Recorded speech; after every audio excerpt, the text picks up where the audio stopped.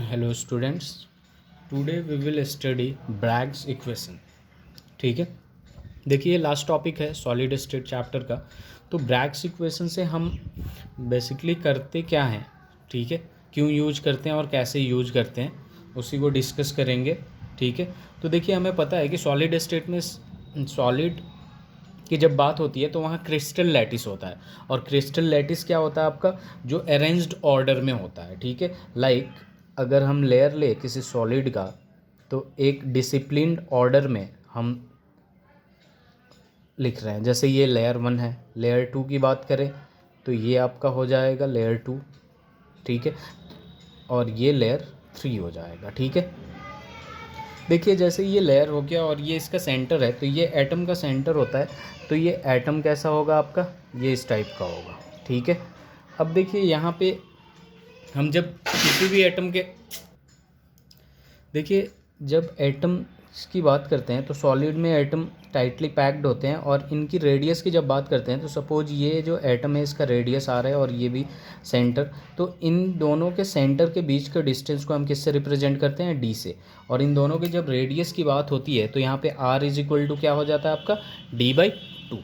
ठीक है, क्या हो जाता है, d/2। ठीक है, तो यहाँ देखिए जैसे ये दो एटम हो गए, एटम के सेंटर हो गए, तो ये वाला जो डिस्टेंस है वो क्या होगा, डी होगा। ठीक है, अब ये यहाँ तक पहुँचने के लिए हमें कोई रे चाहिए होगा, तो हम वहाँ पे क्या यूज करते हैं, एक्सरे यूज करते हैं। ठीक है, क्या यूज करते हैं, एक्सरे। और एक्सरे का जो वेवलेंथ होता है, ठीक है, जिसको लैम्डा से रिप्रेजेंट करते हैं, वो क्या होता है आपका, लेस होता है, जिसके वजह से इसका एनर्जी जो होता है वो क्या होता है आपका, हाई होता है। एनर्जी जो होता है हाई होता है। और यहाँ पे एनर्जी का जो फॉर्मूला है क्लास 11th में हमने पढ़ा था, structure of atom, E is equal to H C upon lambda. या फिर फ्रीक्वेंसी से करना है तो ई इज इक्वल टू क्या आ जाता है आपका, एच न्यू आ जाता है। ठीक है, अब देखिए यहाँ करते क्या है, जैसे एक्सरे, यहाँ से हमने एक लाइट को इंसिडेंट कराया।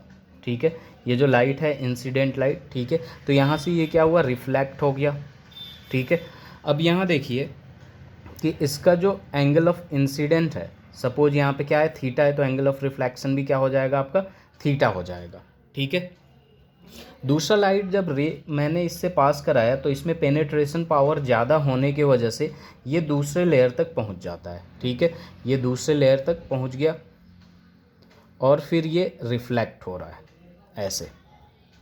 ठीक है, अब यहाँ देखिए कि जैसे ये दोनों रे जो हैं यहाँ तक तो सेम डिस्टेंस कवर किए हैं। ठीक है, और ये जो सेकंड रे है, ठीक है, इसने एक्स्ट्रा कितना डिस्टेंस कवर किया है, इसकी बात करते हैं हम लोग। तो यहाँ पे सबसे पहले हमने क्या किया कि यहाँ से एक परपेंडिकुलर यहाँ ड्रॉ कर दिया और एक परपेंडिकुलर मैंने इस लाइन पे ड्रॉ कर दिया।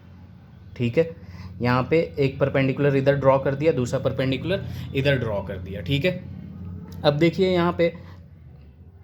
यहाँ पे ये जो दोनों डिस्टेंस है, ठीक है, यहाँ तक सेम है, और फिर यहाँ से ये जो दोनों डिस्टेंस है वो सेम है। ठीक है, तो हमें कौन सा डिस्टेंस निकालना है, ये वाला डिस्टेंस निकालना है, डी। और अगर डी मिल गया अपना तो ये क्या हो जाएगा, आर भी मिल जाएगा, रेडियस भी मिल जाएगा। ठीक है, तो यहाँ देखिए ये थीटा है। ठीक है, और ये टोटल कितना है, 90 डिग्री है। ठीक है, तो ये वाला एंगल जो होगा वो कितना होगा, 90 माइनस थीटा होगा। ध्यान दीजिएगा, ये टोटल ये 90 है, ये थीटा है, तो ये वाला एंगल 90 माइनस थीटा, और ये टोटल 90 डिग्री है, तो ये वाला एंगल कितना हो जाएगा आपका, थीटा हो जाएगा। कितना हो जाएगा, थीटा हो जाएगा। ठीक है, और ये वाला जो डिस्टेंस है ये इसके बराबर ही है, तो ये डी हो जाएगा। इसको मैं अलग लिख रहा हूँ। ठीक है, इस वाले ट्राइंगल को। ठीक है, ये वाला ऐसे है आपका, ठीक है, और ये ऐसे है। ठीक है, ये आपका डी है। ठीक है, इस पॉइंट को हमने ए ले लिया, इस पॉइंट को बी ले लिया, इस पॉइंट को डी ले लिया, इस पॉइंट को सी ले लिया। ठीक है, अब यहाँ देखिए, यहाँ पे क्या आपका बी ए डी। ठीक है, ये वाला लाइन हमें फाइंड आउट करना है। ठीक है, सबसे पहले यहाँ पे देखिए कि जो दूसरा रे है वो एक्स्ट्रा डिस्टेंस कितना कवर किया है, ये वाला कवर किया है ए डी और सी डी, इतना ही डिस्टेंस दूसरा वाला एक्स्ट्रा कवर किया है। ठीक है, तो इसी को हम लोग निकालते हैं। तो यहाँ पे देखिए ये थीटा है, तो यहाँ पे साइन थीटा लगा देंगे, तो यहाँ पे A D is equal to क्या आ जाएगा, डी साइन थीटा आ जाएगा। क्या आ जाएगा आपका, डी साइन थीटा। ठीक है, ट्रिग्नोमेट्री 10th वाला ट्रिग्नोमेट्री लगाइए, ईजिली आ जाएगा। A D is equal to क्या आ गया, डी साइन थीटा। और ये देखिए ये वाला जो दोनों डिस्टेंस है ए डी और सी डी, ये दोनों इक्वल है, तो A D is equal to क्या हो जाएगा, सी डी हो जाएगा।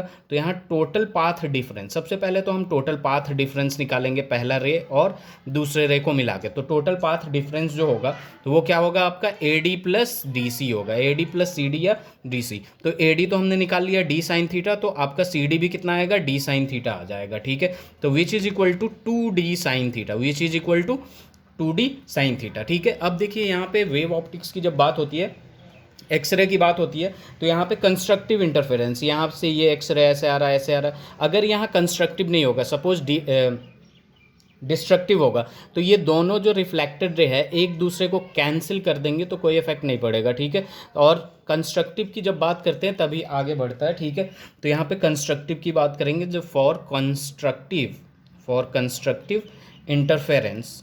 ठीक है, ये क्लास 12th में वेव ऑप्टिक्स में पढ़ना है। फॉर कंस्ट्रक्टिव इंटरफेरेंस ये जो पाथ डिफरेंस है वो लैम्डा का इंटीजर टाइम्स होना चाहिए, एन लैम्डा। ठीक है, क्या होना चाहिए, एन लैम्डा। और इसी को हम कहते हैं ब्रैग्स इक्वेशन। क्या कहते हैं, इसी को हम कहते हैं ब्रैग्स इक्वेशन। ठीक है, एन जो है आपका वो इंटीजर है, तो 1 2 3 4 कुछ भी हो सकता है। और एन को हम ये भी कहते हैं ऑर्डर ऑफ डिफ्रैक्शन। क्या कहते हैं, ऑर्डर ऑफ डिफ्रैक्शन। ये ऑर्डर ऑफ डिफ्रैक्शन यूज होता है जब हम न्यूमेरिकल सॉल्व करते हैं तब। ठीक है, तो यहाँ पे ध्यान से देखिए, दोबारा बता रहा हूँ मैं, ये L1 L2 L3 ये सॉलिड का लेयर है। सबसे पहले एक इंसिडेंट रे हमने डाला, इधर से निकल गया, दूसरे में हमने ज़्यादा पेनेट्रेशन पावर ज़्यादा था तो ये दूसरे लेयर तक आया। ठीक है, तो यहाँ पे हम जब देखें कि दूसरा लेयर कितना एक्स्ट्रा डिस्टेंस कवर किया, ठीक है, उसके लिए हमने यहाँ से परपेंडिकुलर डाल दिया और यहाँ से परपेंडिकुलर डाल दिया। यहाँ से यहाँ तक दोनों पैरेलल हैं, ये सेम डिस्टेंस कवर किए हैं, और यहाँ से यहाँ दोनों पैरेलल है तो ये भी सेम डिस्टेंस कवर किए हैं। ठीक है, जो सेकेंड रे जो है वो एक्स्ट्रा डिस्टेंस कवर ये किया है ए डी और सी डी। ठीक है, तो ये पाथ डिफरेंस हो गया, और पाथ डिफरेंस निकालने के लिए हमने ए डी निकाल लिया, और ए डी और सी डी दोनों बराबर है तो 2D साइन थीटा हो गया। ठीक है, और कंस्ट्रक्टिव इंटरफेरेंस के लिए हमारा एन लैम्डा होता है, तो 2D sine theta is equal to N lambda हो जाएगा। ठीक है, तो यही होता है आपका ब्रैग्स इक्वेशन, और इस पर आप एक क्वेश्चन करते हैं तो और अच्छे से समझ में आ जाएगा। ठीक है, तो यहाँ एक क्वेश्चन करते हैं। देखिए यहाँ क्या है, the second order diffraction of X-ray with lambda is equal to 1 angstrom from a set of parallel plane in a metal occur at an angle 60 degree.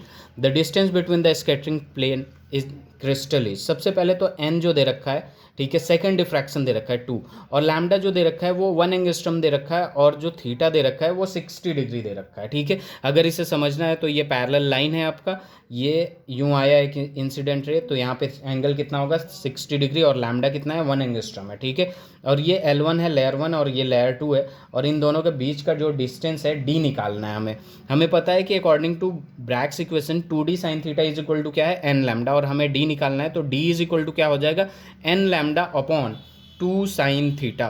ठीक है, n का वैल्यू 2 है और ये 1 एंगस्ट्रम है, जिसको मीटर में चेंज करेंगे तो ये हो जाएगा आपका, और यहाँ पे क्या है 2 इंटू साइन 60 डिग्री, क्या है साइन 60 डिग्री, 2 से 2 कैंसिल, तो d इज इक्वल टू आ जाएगा 10⁻⁻10 साइन 60 डिग्री का वैल्यू √3/2, 2 ऊपर जाएगा तो यहाँ क्या आ जाएगा √3 और 10⁻⁻10 मीटर। और इसे जब हम सॉल्व करेंगे तो यहाँ 1.15 इंटू 10⁻⁻10 मीटर, या फिर अगर इसे हम उसमें रखें एंगस्ट्रम में तो 1.15 एंगस्ट्रम आएगा।